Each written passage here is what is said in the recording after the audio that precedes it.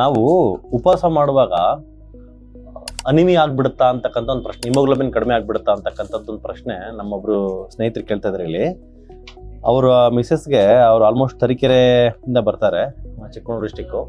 ಅವ್ರಿಗೆ ಆಲ್ಮೋಸ್ಟ್ ಅವ್ರು ಆಲ್ರೆಡಿ ವಿಡಿಯೋನು ಹಾಕಿದ್ದೀನಿ ಯೂಟ್ಯೂಬಲ್ಲಿ. ಅವ್ರಿಗೆ ಆಲ್ಮೋಸ್ಟು ತುಂಬ ವರ್ಷಗಳಿಂದ ಅವ್ರಿಗೆ ಕಂಪ್ಲೀಟ್ ಜಾಯಿಂಟ್ ಪೈನು, ಸೊಂಟ ನೋವು, ಆಲ್ಮೋಸ್ಟ್ ಬೆಡ್ ರಿಡನ್ ಥರ ಇತ್ತು ಕಂಡೀಷನ್ನು. ಸೊ ಇವಾಗ ಅವರು 100% ಪೈನ್ ಕಡಿಮೆ ಆಗಿದೆ ಅಂತ ಹೇಳ್ತಾ ಇದ್ದಾರೆ. ಅವ್ರದ್ದು ವಿಡಿಯೋನ ಇಲ್ಲಿ ಶೇರ್ ಮಾಡ್ತೀನಿ. ಸೊ ಅವ್ರ ಹಸ್ಬೆಂಡ್ ಹೇಳ್ತಾ ಇರೋದು, ಅವ್ರು ಬೆಳಗ್ಗೆ ಟೈಮ್ ತಿಂಡಿ ತಿಂತಾ ಇಲ್ಲ, ಬರೀ ಜ್ಯೂಸ್ಗಳು ಕುಡ್ಕೊಂಡಿರ್ತಾರೆ. ಅವ್ರಿಗೆ ನಿಜವಾಗ್ಲೂ ಅನಿಮಿ ಆಗಿಬಿಟ್ರೆ ಅಂತ ಕಷ್ಟ, ಓವರಾಗಿ ಡಯಟ್ ಮಾಡ್ತಾ ಇದ್ದಾರೆ, ಏನು ಮಾಡೋದು ಡಾಕ್ಟ್ರೆ ಅಂತ. ಸೊ ಇಲ್ಲೇನಂದರೆ ಅನಿಮಿಯಾ ಆಗುತ್ತೆ. ಯಾಕಾಗುತ್ತೆ ಅಂತಂದರೆ ಉಪವಾಸ ಮಾಡೋದ್ರಿಂದ ಅನಿಮಿಯಾ ಆಗಲ್ಲ.